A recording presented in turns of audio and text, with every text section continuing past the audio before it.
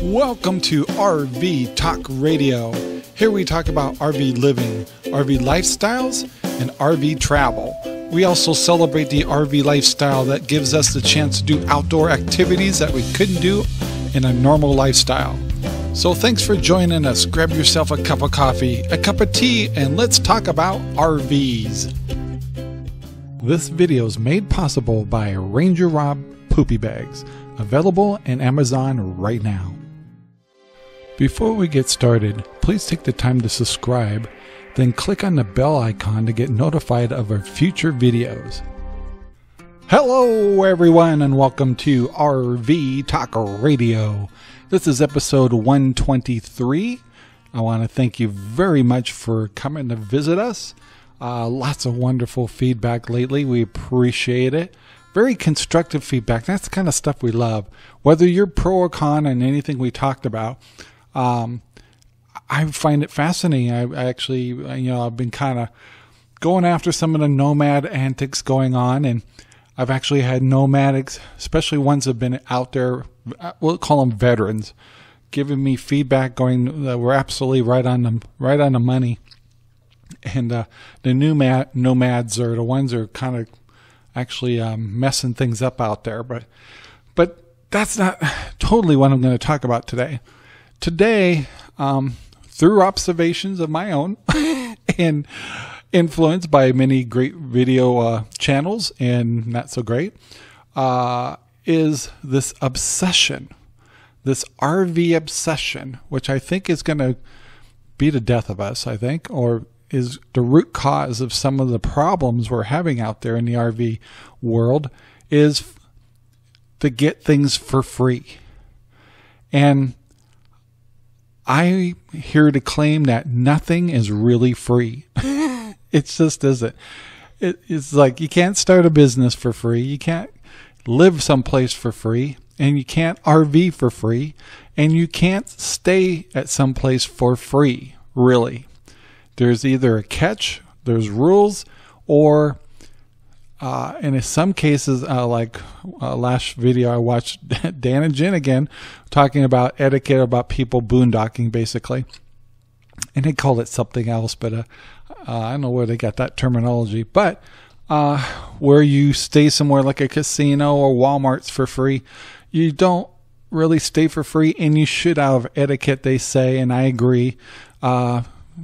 To be a patron at either that store or at that casino, use one of the restaurants if you don't like to gamble, as a courtesy. And if there isn't one of those two things that you can enjoy, or you don't have the money to do it, to go in and thank the as a patron, or thank them as for having that service for you, and let them know you took good care of the area, and why it's so important to you, and what the good things, and pass it on to them and make them feel good about letting you use their parking spot to sleep over in. So yeah, but anyway, let's talk about free. Well, if I had my way, of course, I think I'd rather use the word low cost as opposed to free, as far as the obsession for RVers. So my fear is this obsession of trying to find free is going to get you in trouble. It just seems like almost every circumstance, think about it, people have had issues or safety issues also tie into situations of staying at places for free. Just saying. Typically your public lands are free, or there's nothing's free. It's just not it. However, the passion for looking for good deals, coupons, and low cost, like staying at an RV park that might charge you $15 a night or something like that, that's a bargain.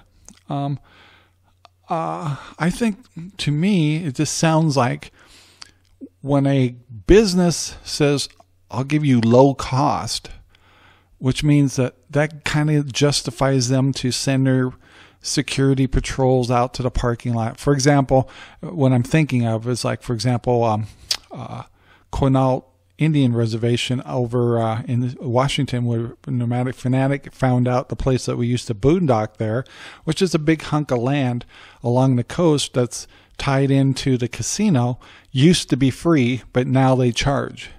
But even when it was free, it was kind of nice they'd send their security car through there now. But really, I mean, why? What was their incentive to do that if there was no income really coming in other than hoping that those people would, come into the casino and use their resources?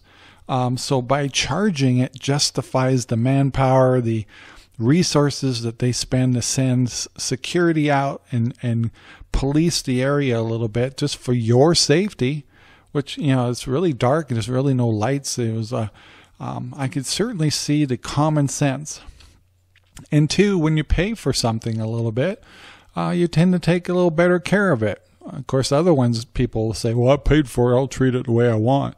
So that's the downside of that too. But, everything costs money. I don't know, staying on our lands for free. And if people don't take care of it, we got to have people maintain our public lands and pick up after the ones that don't take care of it and stuff. And that costs money. And so they either shut it off or they charge us a little fee. And I think I'd rather have just a little fee. So I think if I was going to if I was able to change the banner of this show, I'd love to see RVing at low cost would be a nicer jingle for all of us to use instead of trying to send people out to finding these free places, which in a sense, if anything, because of people doing all this boondocking and free stuff, at least we're getting some very interesting stories. But someone's going to get hurt. Seriously. Someone's going to get hurt. Or they already have gotten hurt. We just haven't heard about it. And I got a feeling that's the case. Because of this obsession of staying out for free. Which is really telling me that if you don't have the money to go RVing and can't afford anything but free, you probably really should not be RVing and trying to live the freedom and maybe go get part of the community and get a job and learn a career and get a skill. Just saying. And you youngins, I'm sorry, I'm going to say this, it may be great to be living this wonderful life of freedom and stuff, but I would love to see what your lives look like when you're 40, 50, or 60. Just saying.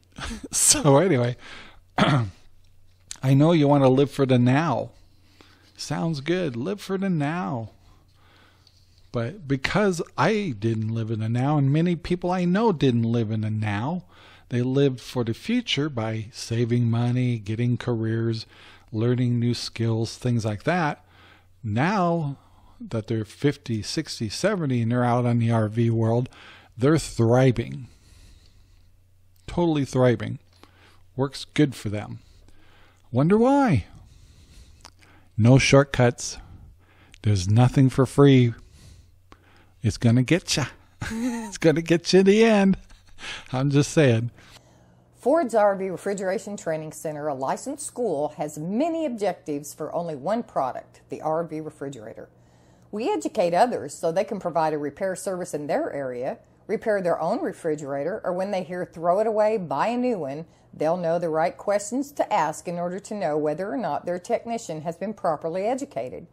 Since 1984, we have saved RV owners money, provided them the best warranty, and reduced our carbon footprint. We accomplish these objectives daily through our service and training programs. Military veterans can even use their GI Bill for our training program, which includes our customized tools and manuals. Visit rvrefrigeration.com to find free DIY repair videos and information on our service and training programs.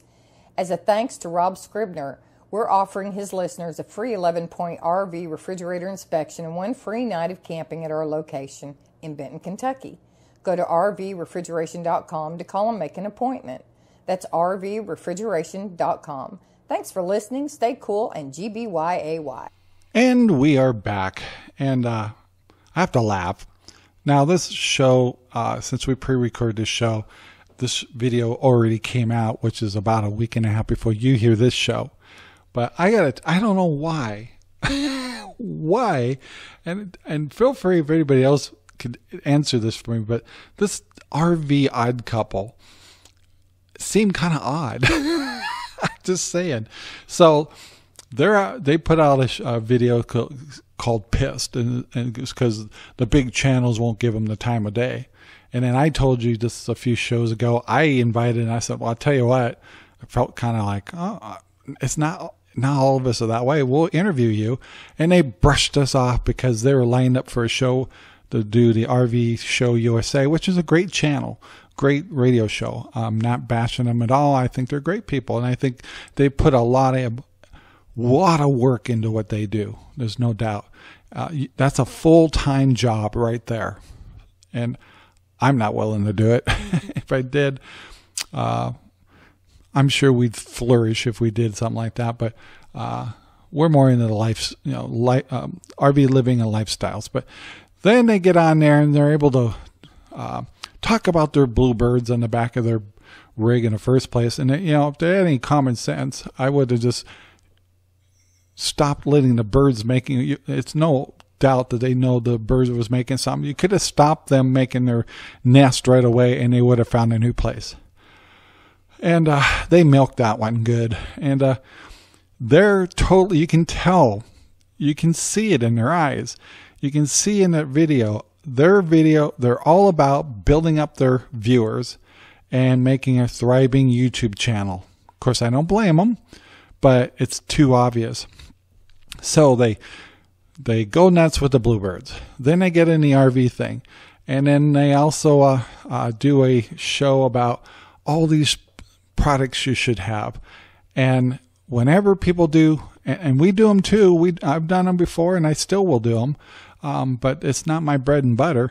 They'll do product reviews. When you see the top 15 product reviews, let me guess, every one of them is going to have an Amazon link or affiliate link. Why? Because it's extra income for them. Their channel is all about cha-ching. They are classy, oh, not so classy, so in the middle, e-beggars in a sense. They're all about trying to make money on their channel. And you can see it and feel it. And it's okay to do that. At the same time, don't be so obvious. And so they're all about the numbers. Every video is all about the numbers. And it's just, I can see it so clearly. I don't know if people watch it. Just watch what they're doing. Watch their videos. It's all about the numbers. And occasionally I saw actually one video they did that actually showed a little bit about a trip they did looking at Yosemite. And it was like, okay, they finally did something that was more like an RV channel of sharing, not trying to make money. So anyway, and of course, I haven't seen a whole lot of them pushing free. I think they like the RV-ish hookups kind of thing. So it'll be interesting to see what they do in the future. So getting back to subject from a video before about talking about I Called the Sheriff, one where Dan and Jen Nevada called the sheriff because somebody showed up in the middle of the night making noise. And so some of the feedback I got, one was from the hold on a second, the Mobile Homestead left me a note, and he talks about, he goes Quartzsite a lot, and he says really for many years Quartzsite was a pretty sleepy town. Even in the winter when everybody showed up, very little incidents, very little crime. But he said he mentioned in the last 3 years or so, because of the homeless and because of well, at least that's kind of what he was pointing towards, that the RVers are becoming more victims in places like that, and there's much more crime issues in Quartzsite than they've ever had before. And that's just a good example of how the world is changing, and not necessarily for the better. It only makes sense because if I watch a show called Invisible People, which happens to be a channel that devotes themselves to interviewing homeless people and trying to let them tell their stories. And it's a very good channel. And what they'll, like he interviewed a gal just the other day that's in San Francisco, and they talk about how much harassment they get for being homeless. There's certain days they can have a tent. There's certain days they can't. They get into a shelter. Once you're in a shelter, you can be in it for 90 days, and then you boot it out. And then you need to sleep on the streets again. You need to put up a tent, but you get harassed to take down your tent, move your tent, all this stuff. And so they're constantly on the move. So what they're looking for, the cities have some resources that they need if they need to get food and things like that. But ultimately, it's pushing them out of the big cities. That's the big cities' way to cure the problem, is not help homeless, but make homeless uncomfortable so they don't want to be here. So then it pushes them out. And of course, what they start doing is going out to areas or public lands so that they can live and pitch their tents or do whatever they need to do in order to get at least a little bit of pattern to their lives, where they're not constantly being harassed, as they put it. And I don't blame them in a sense, if you really think about it. They want to be left alone, but they also want food. They want a community and stuff. But yeah, I understand all that. But it's causing them to go out to the public lands. And so I think a lot of some of these issues coming up is because we're not addressing homeless problems. And yes, there's so many things that causes it. It could be hardships. It could be money. It could be drugs. It could be mental illness. It could be military, PSD, I think they call it, PSTS, or something like that. I didn't say it right, and I apologize. These people got some real stories. And the problem is we're not giving them solutions. What really they need is shelter. They need a home. They need low-income housing. And it's better we pay for that than it is try and pay for these programs that are not working. So as a result, it's getting worse and worse and worse, which in the long run, it affects the big cities, and now it's starting to affect the outside or the urban part, and then farther out. And it's only going to get worse if we don't address the problem.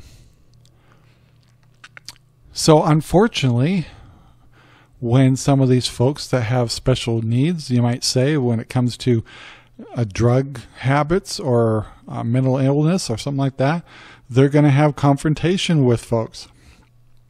And they're not always in control. And one of the comments I got from a boondocker in one of the comments, this is like, if you're on public lands, you don't have the right to go out and tell someone else how to act, even if it's in the middle of the night, or confront them. You need to be tolerant. And yeah, I understand that too. And you're giving up that right because you are not in a protected area.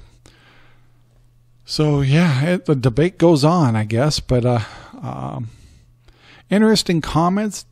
They're all right. I mean, every one of them that they've addressed are both right. And if you're carrying, one is you don't want to advertise you're carrying, but two, you're taking things to a whole nother level when you are carrying, and it could backfire on you.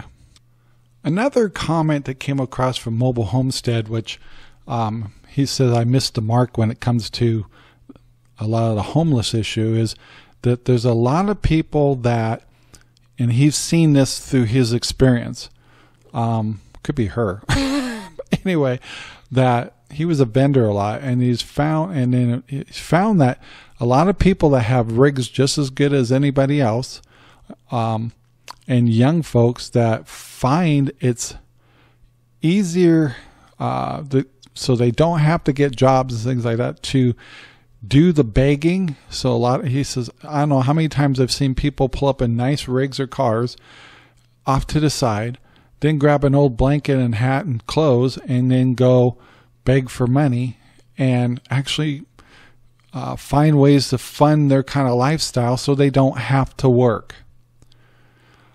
And I can't say yes or no if that's the case or not, but I do know that occurs. I don't know how many times there's been stories of people have been begging, and this isn't about the e-begging, that's a whole nother level, where people are, that's their living. They find it easier to beg for money and try to get people to feel sorry for them and earn money that way than to actually go out and get a job.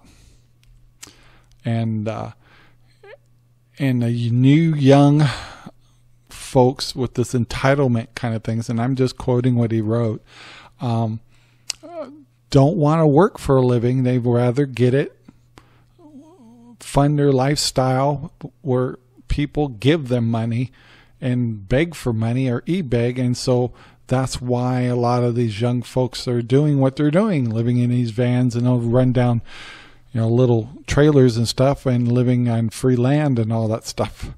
Because it's an easier lifestyle. They choose the freedom, and I don't want to be a corporate kind of person and all that kind of stuff. And so that's why we're seeing more of that. And he was saying in courtside, one of the big problems is those kind of people are showing up there. There's also a lot of problems with the dogs and stuff. People don't leash their dogs, and there's all kinds of issues with that. The courtside's dropping. It isn't as pleasant as it used to be. Let's put it that way.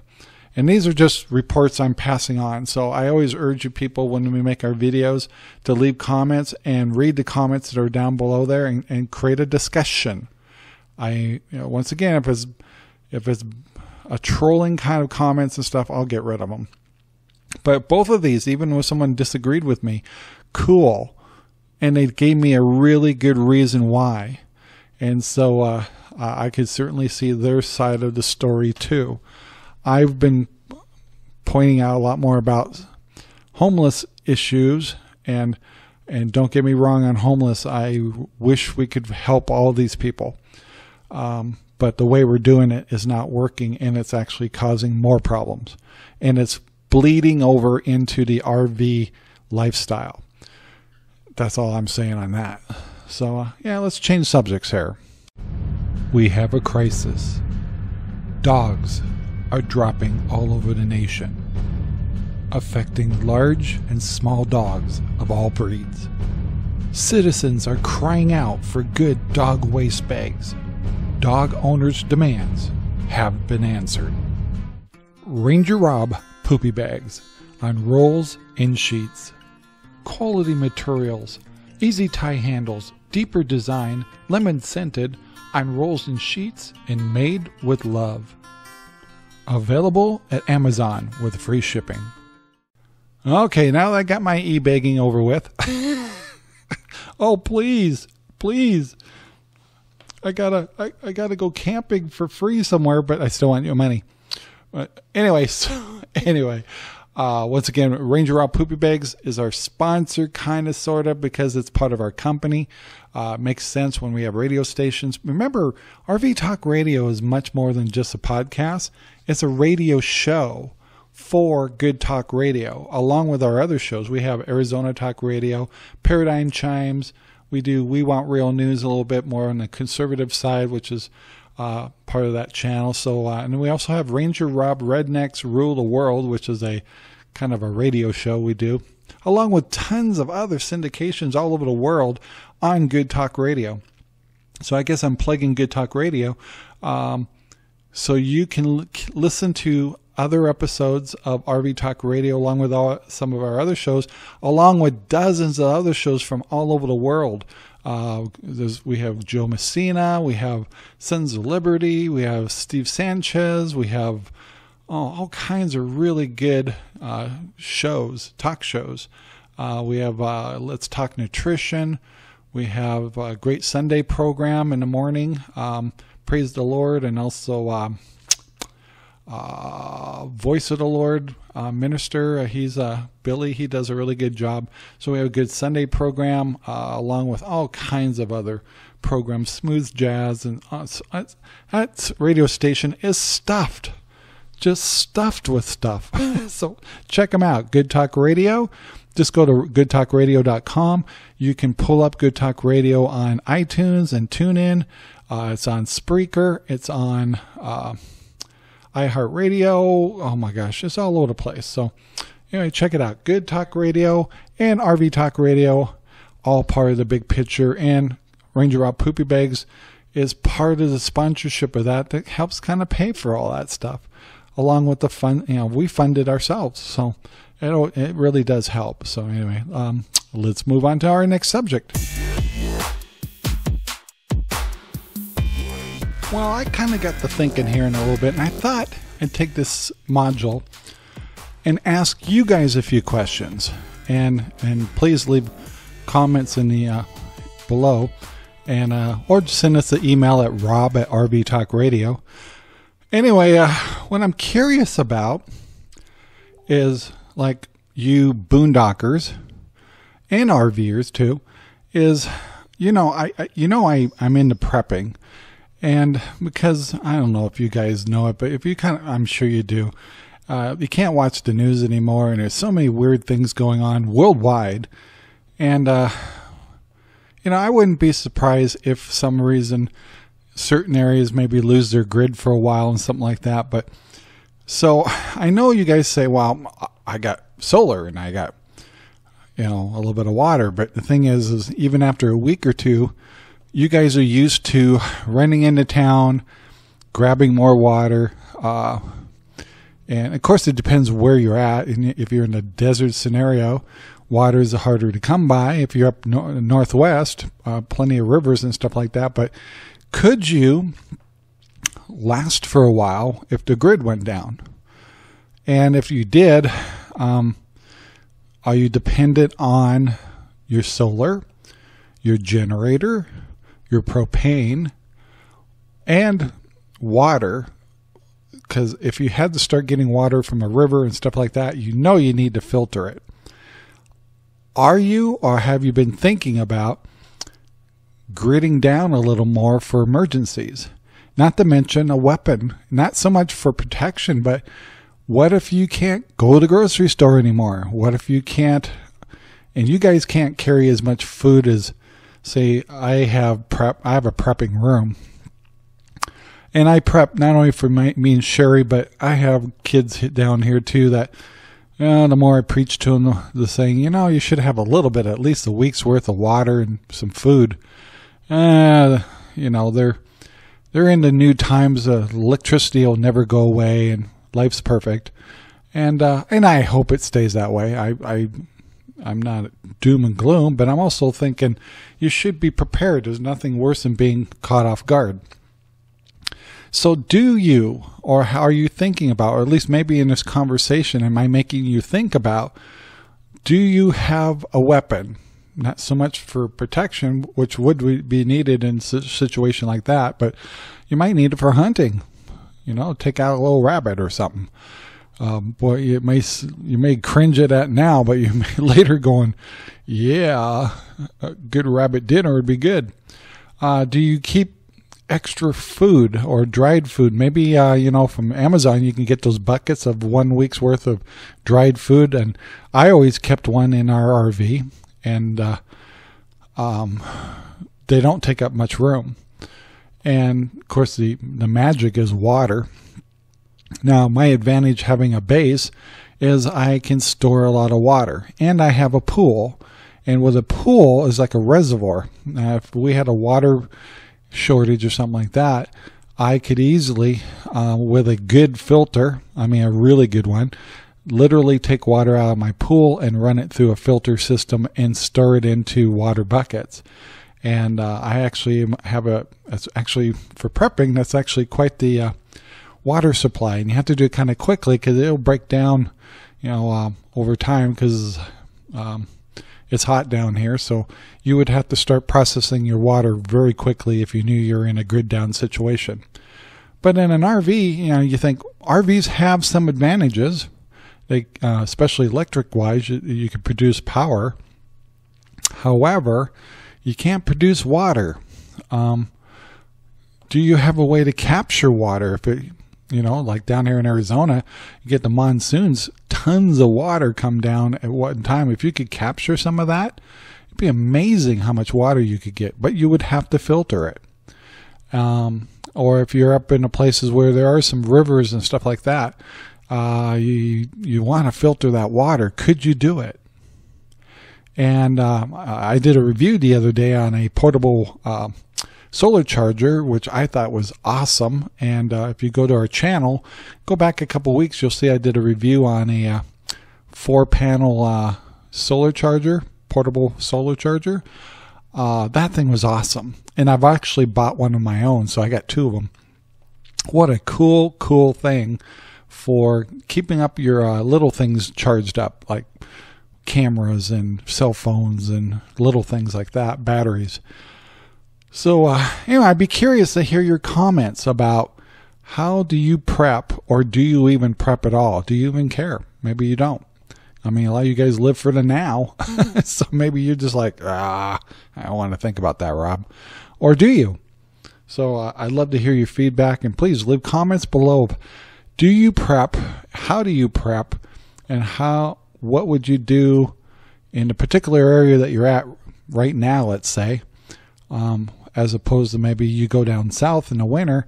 What would you do for water, and can you filter it? And some rigs, RVs, have built-in filter systems, but those, do you have extra filters? That would be my next thing. So, and of course you have a generator, all that stuff takes fuel. And the big thing I was thinking about is, so you're out in the boonies and grid goes down and stuff, but you want to move to another location. Pretty soon it's not, you're rationing your gas, because you won't be able to get any more without siphoning. Do you even have siphon hoses?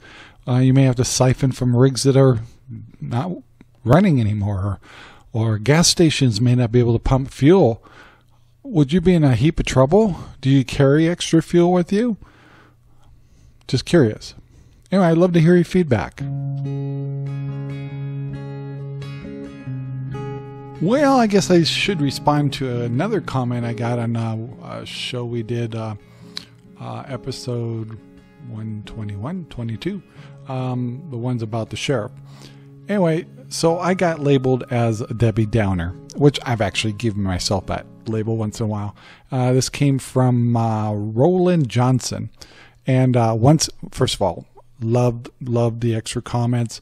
I told you, pro or con, we love feedback as long as it's professional, and his seemed pretty decent. He was kind of pointing out that, he's met a lot of the people that are e-beggars and are super nice people. And I agree. On this show, we make it a point to try to point out the positive things towards, either at the end of whatever we're talking about. We've said that there's a lot of situations where people are boondocking and they're on limited income, and that's probably one of the best choices for them, where they could live a full life, keep their expenses down, and live off fixed income based on disabilities and things like that. And same with the different kinds of traveling. Our biggest thing is we try to bring out the different things to think about. And then, of course, there's other channels out there that are always talking about the fluff. Put the two together and then base the decisions of what you're going to do in the future based off of whether you want to sell your house or not sell your house, or try to do this at a young age and make a living on the road. We just want to give you food for thought.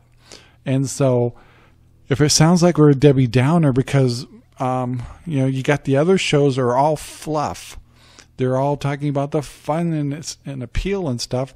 And then so many people we've met have gone out there and then like months later just sold their rig and said, this is ridiculous. They weren't as happy as they thought they were going to be. The life was all about RVing and trying to fix it. They couldn't get their job done, couldn't find good internet. And so that's why we always bring out this stuff to consider before they make their decision. We always will suggest try to do it some trials first before you make the investment in big decisions that come out and do this kind of lifestyle. And young adults, we just try to bring out we can't help because of its age, I think, where you tend to be a little fatherly or tend to be a little bit more cautious to bring that stuff out. Everybody needs mentors, good mentors and negative mentors, and take that information and obviously make your own decision. Be accountable for yourself. To be accountable for yourself, you surround yourself with information, good, bad, or indifferent, to make your own decision. And so I don't want to be, I know when we're on the road, we're just doing fluff videos, which they're fun to do, of, RV this, RV that, how to change a flat tire, how to winterize. We did all that, and we still do, and we continue, or find good products we like. And yes, we will. He mentioned in there, Rob, you endorse products too. And he's like, absolutely. When we find something we really like, we will put an Amazon link on there. We're not dependent on the income, but we do appreciate it because, we support all of our radio. We told earlier in the show that all of our stuff is also syndicated on the big radio station. And, of course, we got the RangerRob Poopy Bags, which is a product that goes beyond, and it's not just for this channel. It goes well beyond the RV industry. It's for pets. It's for dogs. Dogs are across the board. So you got to realize we have like 11 YouTube channels. We have about 25 Twitter accounts. We have probably 35 groups. We have at least 11 or 12 different Facebook pages for different things we do, not just RV. And so we have things on cooking. We have things on prepping. We have shows for Paradigm Chimes and Arizona Talk Radio, and they're all separated, and sometimes you'll see them cross depending on the subject matter. It's fun to do. We enjoy it, and that's what we do. And so the RangerRob Poopy Bags are on all those channels because everybody has dogs and all these other things we do. Yeah, I'm not against it. I'm just afraid of people getting out and finding the world to be saturated with this stuff, and their expectations will be their candle will be blown out, you might say. They get out here and realize that when you get too many people doing a certain thing, it's hard. It's harder to get a YouTube channel monetized because they've changed the rules. Some of us that were grandfathered in, it was a piece of cake.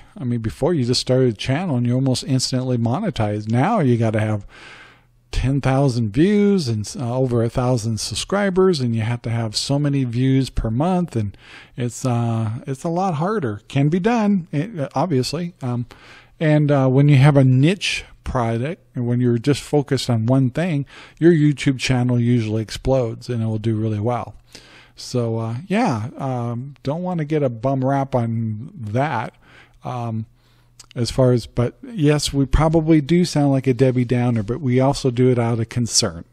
And I do appreciate the feedback, and I do hope that you notice in all of our shows that we do bring out the opposite of what we're talking about towards the end of each segment, saying where it fits in and where it's practical.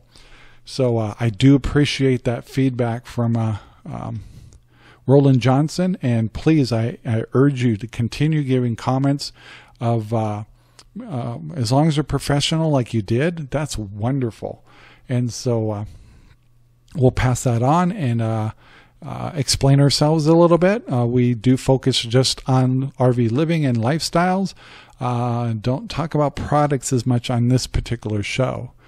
And when we get back on the road and traveling again, which actually we'll be doing some stuff very soon, we'll be doing the fluff too. So don't worry. We just wanted folks to come out and get a real picture of what's going on. I think the two biggest thing is the income, having something set in stone, and having skills and education will get you a long ways, and work camping and stuff like that. The other is safety. That's changing, and we're concerned. Doesn't mean, and we're not telling you to stop. We're telling you to be cautious and think about what's going on. Maybe do more things in caravans and stuff like that. Work as groups, like the folks that I was His and Her Alaska. I mean, they would go down to Baja. They do it with other folks because there's always safety in numbers. So yeah, thank you. I do appreciate the feedback. Continue it, and if it's always going to be against the show, that's fine too, as long as we're getting really good feedback, and we'll try to address it. So thank you, Roland, and keep the comments coming. And before I forget, I did want to bring out this. I actually have a friend that is in an RV park right now in a beautiful fifth wheel that actually wants the opposite of what we've been talking about in the show. They actually are trying to find a way to get out of their fifth wheel and get back to a normal lifestyle. And they're folks, their ages are close to ours. And life dealt them the situation of being in a fifth wheel. They're not regretting it that much and stuff. But now it's been 2 or 3 years now, and all they can think about is how do I get out of this kind of stuff. So there is that scenario that I want to bring out, that there may come a time that you may say, okay, this has been fun. We've done this for a few years. Can you get out? And so I guess you've probably heard some, not very many channels talk about your escape plan. When you think you might get tired of it, or maybe your health isn't the way it is, and maybe you just want to be more settled down in one place to hang out with the grandkids and stuff. Do you have an exit program or plan? And that could be a problem, because you buy a new RV, it could be underwater. Gosh, it could really, the numbers may not work, and maybe your income changed, or your some people, live in their RVs and stuff and still work 9 to 5, and then that changes or something. And yeah, so I find that concerning. So keep that in mind. Is once again, I know it sounds like Debbie Downer, sorry, but at the same time, what is your exit plan? Do you have one? And I'd love to hear feedback in the comments. What do you have for an exit plan? I know you never want to think about that, but you never want to think about getting old or retiring, or health problems. You don't want to think about that stuff. But if you don't, you could be surprised and caught off guard. Okay, now guys, I want to devote this last part of the show to Nomadic Fanatic. Yes, he just did a video, which is actually amazing. I actually commend him for what he did. And I put a link in the description to the video I'm talking about.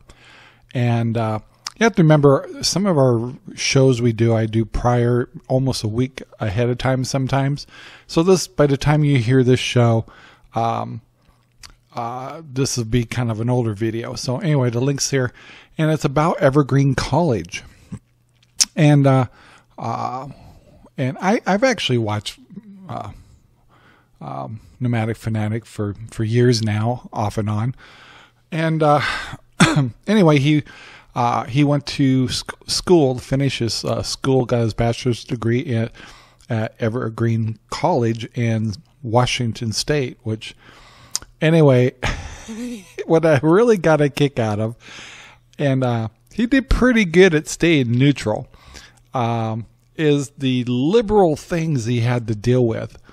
And one of the biggest points, couple of things I got out of that, is one is the, he came from Grays Harbor College, which is, you get normal grades and you try to get your GPA up and you earn your stuff. Nothing's given to you. It's not a pass-fail thing.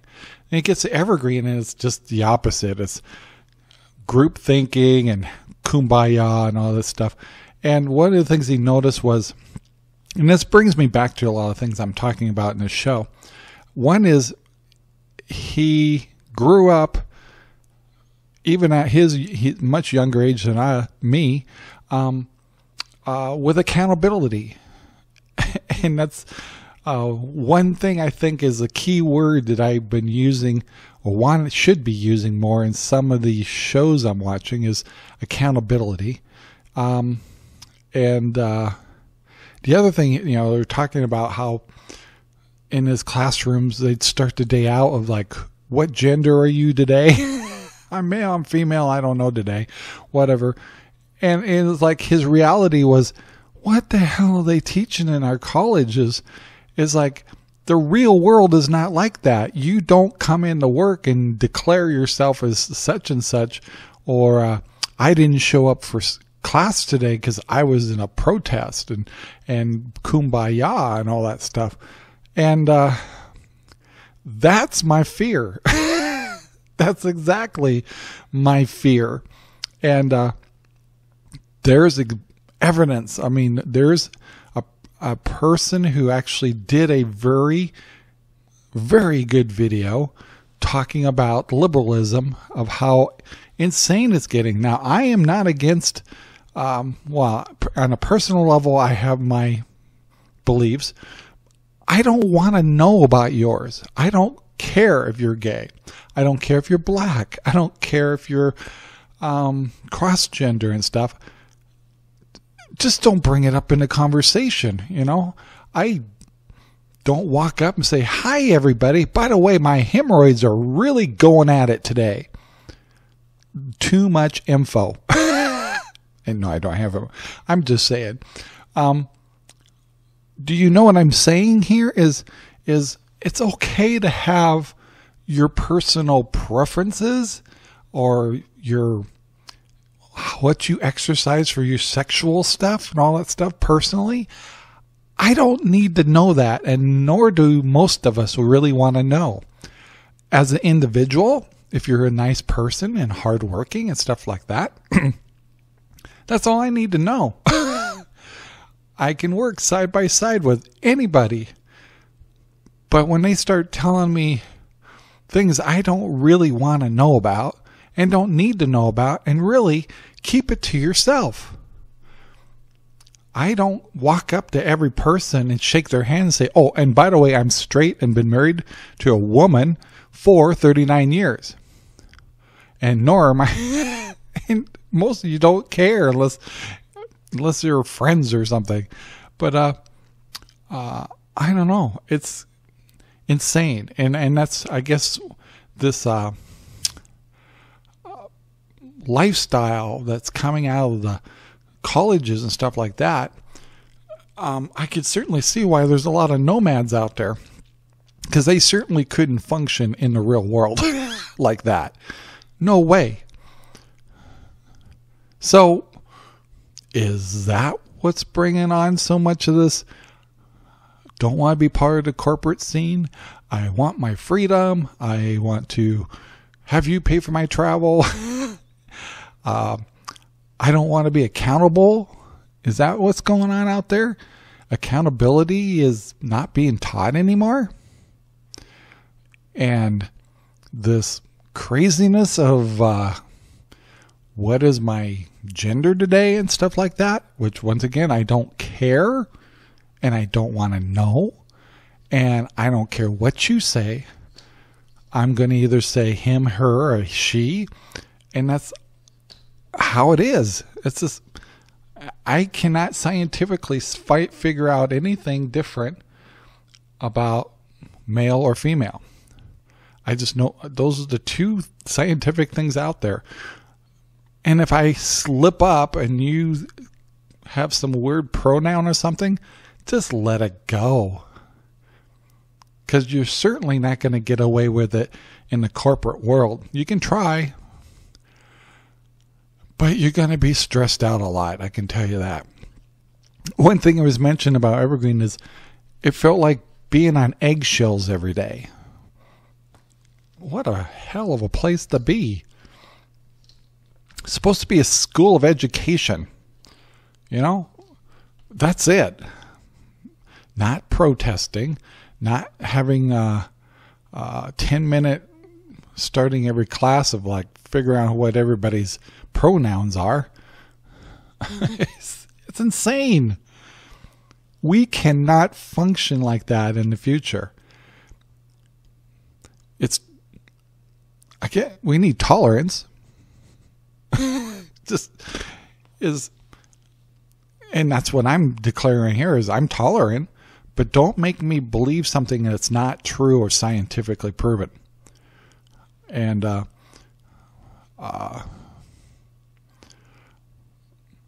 I'd be like walking up to someone and saying, "Hey, I'm Rob. How are you? And I'm Christian and I believe in God." Well, you don't need to know that unless we are in an event where we're all talking about our religions or something. Do you get what I'm talking about? Keep it to yourself. And I really think our schools are creating little monsters. Society cannot function like that. I know I can't. I think I'm on the wrong radio show. I should be on Paradigm Chimes. But anyway, but I can see how it's bleeding into our young adults and why the lifestyle of the nomadic thing and no structure, no accountability is being taught in some cases. Now, all the colleges are not like that, by the way. But I do recommend that there's a really good podcast out there that teaches you about what's going on in the schools and the universities called The Freedom Project, called The Dr. Duke Show. I'll say it again. It's called The Dr. Duke Show. Please go listen to their podcast. What an awesome podcast. But I'll warn you right now, you'll be mad and frustrated and dumbfounded after you listen to each show. You go, this can't be real. Oh yeah, it's real. So I know Nomadic Fanatic's gone through growing pains. He was probably one of the first e-baggers out there, really bad at it. Well, good at it, but bad at doing it a lot. And, he was one of the first ones to say, "My transmission went out," type thing, and please send me money and all that stuff. But he's kind of matured from that a little bit.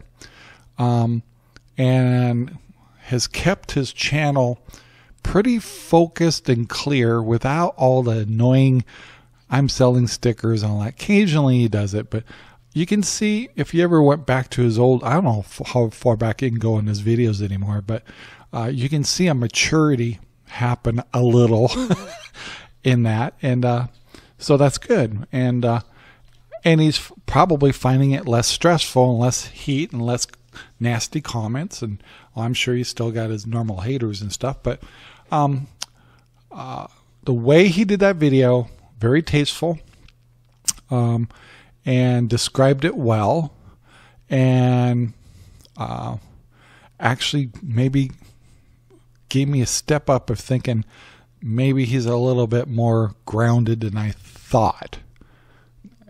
That's saying a lot. So, yeah.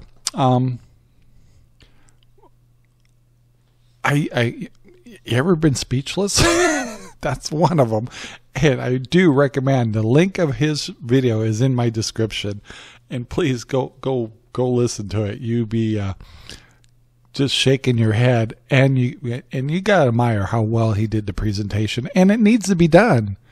You need to know what's going on in there in the schools, and it really needs to be stopped. They just need to get back to education. Just education. Go to school, learn what you need to learn, and go live your life. And put some shoes on, and you'll understand what I'm talking about. Yeah, so let's move on. I would like to say thank you very much for listening to the show, and I appreciate the really, really good comments we've been getting. a lot of you guys are saying we're kind of nailing it as far as kind of reality and consideration. I just once again want to make it clear that we love RVing, and no, we're not Debbie Downers. We just want to make sure that everybody's stories and situations are different. So if we happen to touch on an area that you're concerned about, that could be a problem that you may not have thought of, we hope that this show is one of them and makes you think about that and maybe still go the direction you want to go into the RV world, but maybe change the course a little bit to make it work. One is getting into it, being financially set. And then the other thing we talked about in the show is having an exit plan, strategy, in case it's time to move on. It's so different for everybody's age group, whether they're married or single, or set income, things like that. And that's kind of what we talk about here. And I don't know how many notes we get that's saying, yeah, you're right on, and we appreciate Rob's honesty. And you know, and our show changes course. So some people will judge us on just one show, and in the next show, like some people say, well, Rob's against nomads and homeschooling. You'll see we did a show that's totally pro homeschooling. And so you can't judge one show. We just kind of try to focus on certain subjects on each show, and it may not be a subject that you are interested in or agree with, but the next show you might. And we're flexible, and we are tolerant, so we do take the pros and cons of each situation, and we do try to look at the positive side towards the end. If we're taking a con against a particular subject, we'll try to find the pro things as we go through them. So anyway, I want to thank you all very much for listening to RV Talk Radio.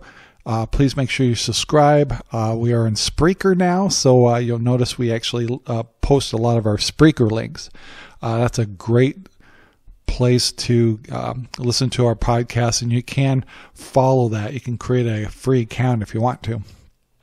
Otherwise, you can find us on YouTube, and of course we have the podcasts, and we're in all kinds of different platforms. So anyway, thanks again, guys, and we'll talk to you next time. Bye now. Thank you for watching our video. Please take the time to like, subscribe, and share our videos all over. Then go down to the description and think about becoming a member of our Patreon. This will allow you to get special content just for you and help us build future content. Thank you.